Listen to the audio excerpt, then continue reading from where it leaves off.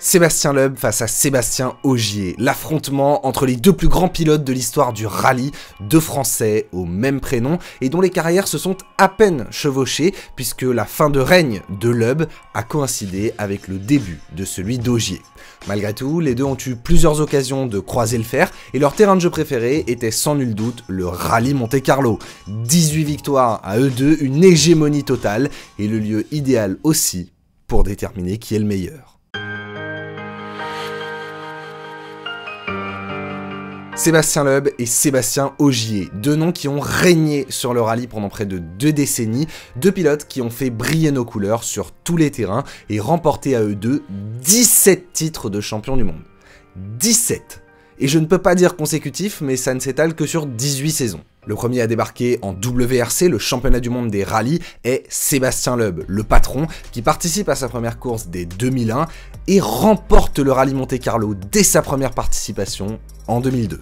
Du moins, c'est ce qu'il pense, car il écope finalement d'une pénalité de 2 minutes puisque ses mécaniciens ont changé les pneus au mauvais moment. Terriblement frustrant, mais les bases sont posées. Dès l'année suivante, Loeb remporte cette fois pour de bon le rallye Monte-Carlo. 2003 est sa première saison complète en WRC et le moins que l'on puisse dire, c'est qu'il arrive en trombe. 7 podiums dont 3 victoires et le voilà qui mène le championnat avant la dernière manche à égalité avec son coéquipier, le double champion du monde Carlos Sainz. Mais au Pays de Galles, rien ne se passe comme prévu pour Citroën, Sainz est rapidement hors jeu et l'équipe demande à Loeb d'assurer le championnat constructeur.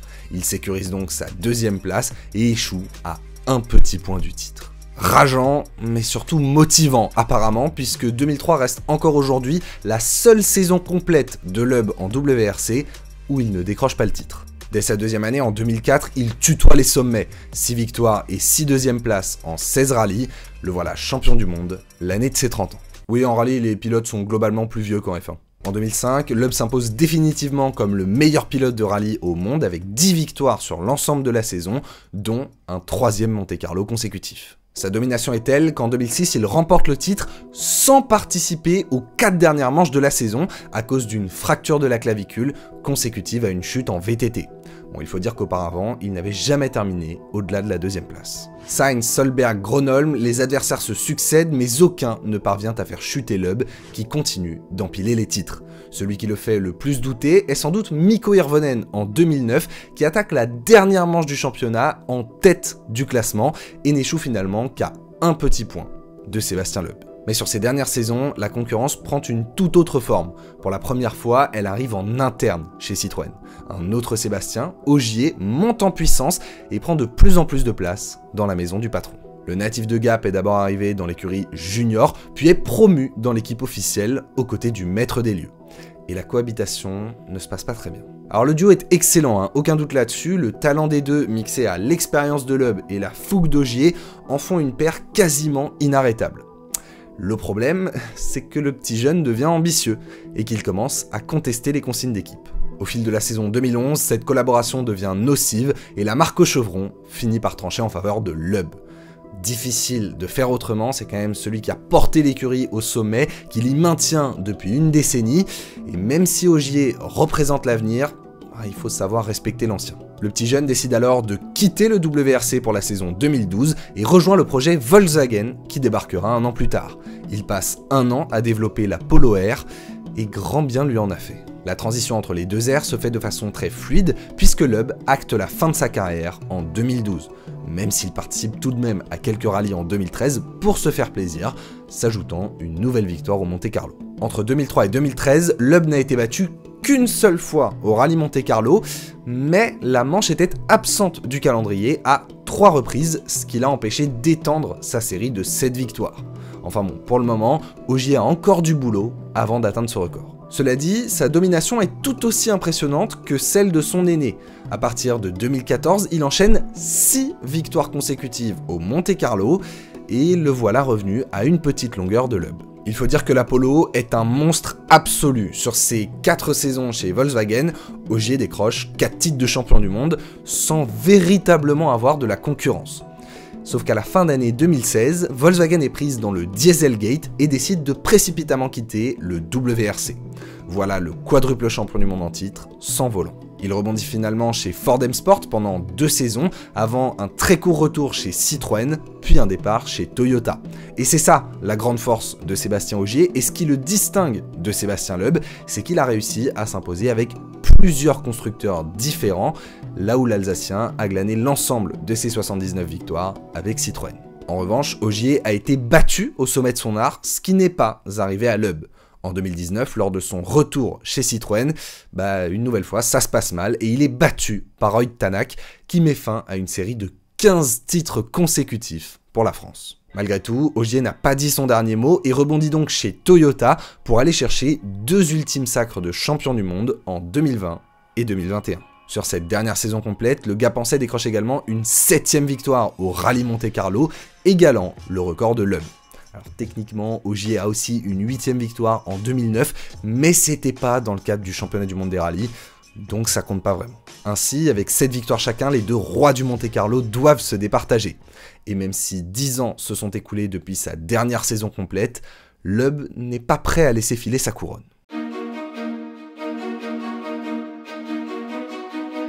Fin 2021, Sébastien Loeb annonce qu'il rejoint M Sport Ford, ses rivaux de toujours, en vue du prochain Rallye Monte-Carlo. Le WRC est à l'aube d'une nouvelle ère puisque l'hybride débarque dans la discipline et la nouvelle Ford Puma semble prometteuse. En 2022, le championnat du monde des rallyes pensait ouvrir un nouveau chapitre, tournant la page des 2 Sébastien. Même si Loeb est de retour sur un temps partiel, Ogier a lui aussi annoncé sa retraite et ne participe qu'à quelques épreuves pendant la saison.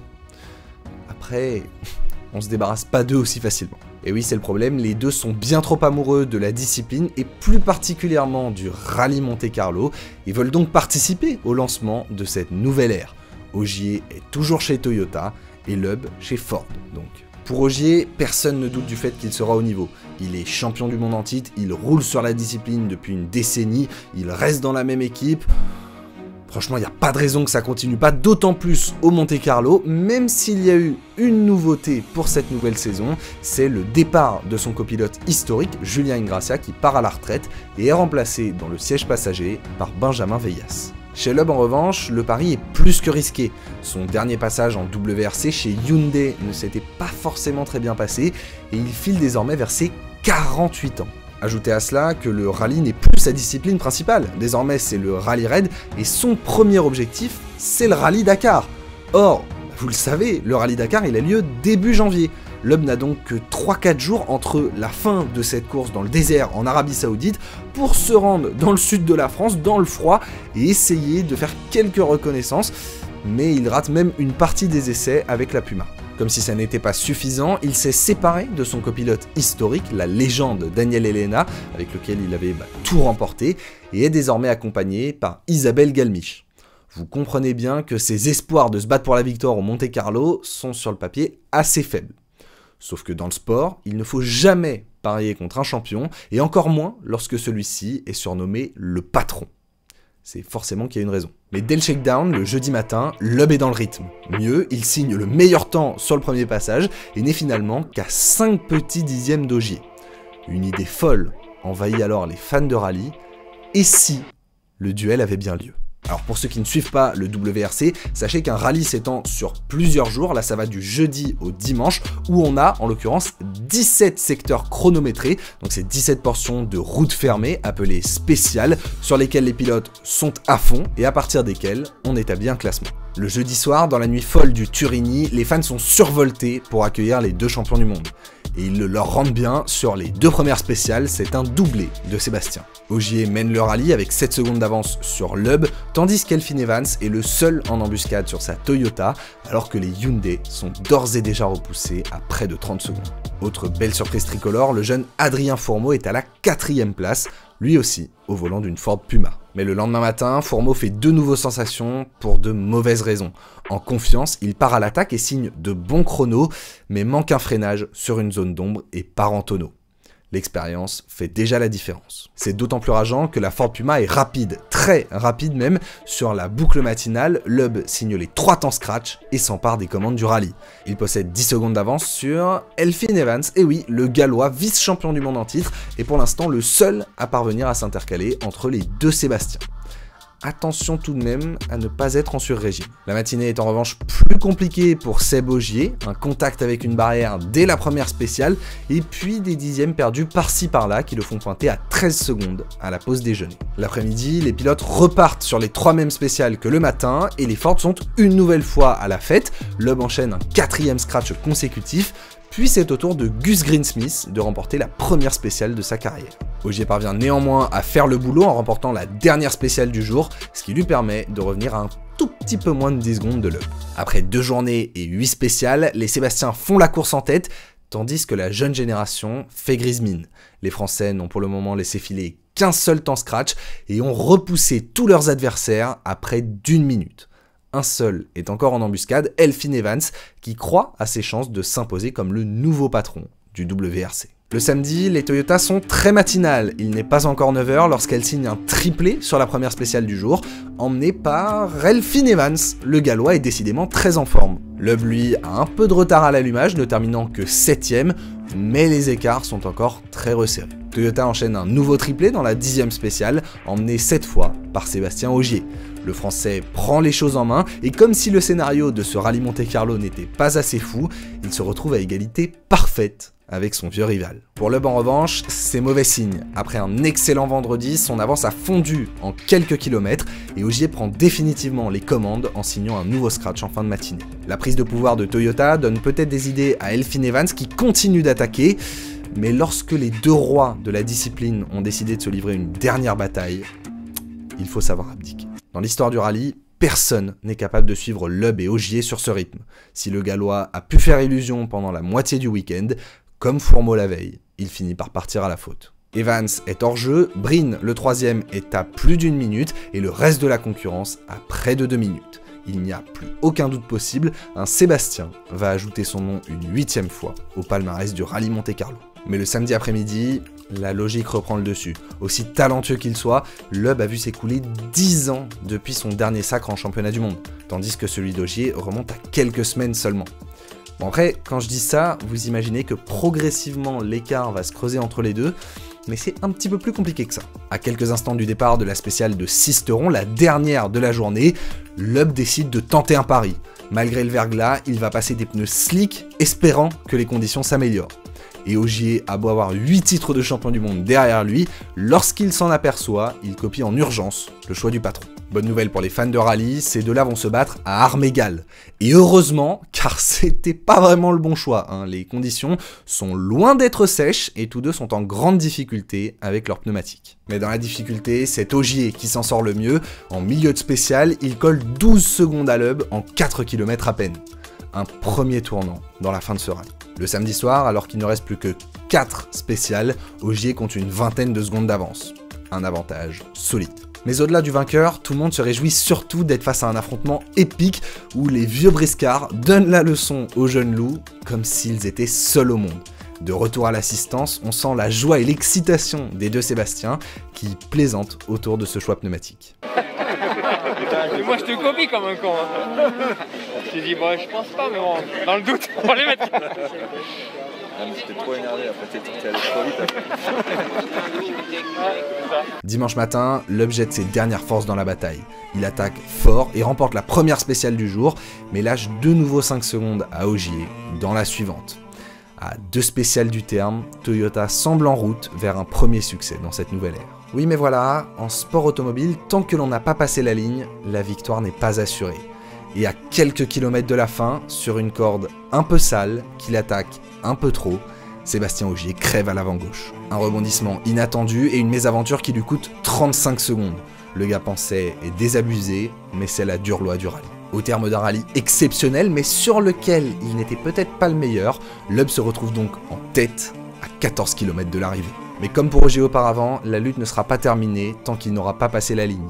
Il reste encore une power stage et un petit peu moins de 10 secondes séparent les deux hommes. Oui mais voilà, le spectacle va quelque peu tourner court. Sans doute trop volontaire, revanchard et avec l'envie de récupérer sa victoire, Ogier commet une erreur de débutant. Il vole le départ et écope de 10 secondes de pénalité. Averti ou non, Loeb est en gestion et après de 48 ans, il a largement l'expérience pour le faire. Au passage de la ligne, soulagement, Il a 10 secondes et demie d'avance. La pénalité d'Ogier n'a donc pas déterminé le résultat de ce rallye, contrairement peut-être à la crevaison. Qu'importe, l'histoire est fabuleuse. À 47 ans et 11 mois, Sébastien Loeb devient le vainqueur le plus âgé de l'histoire du WRC.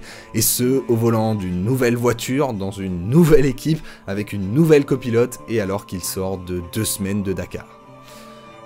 Le patron, tout simplement. Ogier, quant à lui, n'a pas à rougir de sa performance, il a montré qu'il était sans doute encore le plus rapide, mais il ne peut y avoir qu'une légende au sommet des tablettes. Le remporte alors son 8e rallye Monte-Carlo, mais pas de jaloux, il sera égalé par Ogier un an plus tard, Ogier qui tente d'ailleurs ce week-end d'étendre le record. Même à la retraite, les 2 plus grands pilotes de l'histoire du WRC ont assommé la concurrence.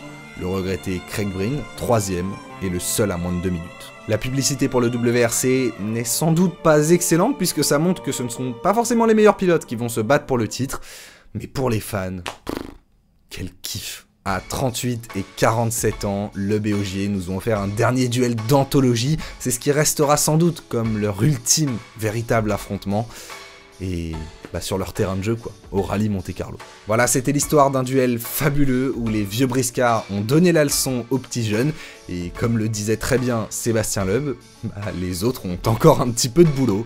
Merci patron, et sur ce, salto!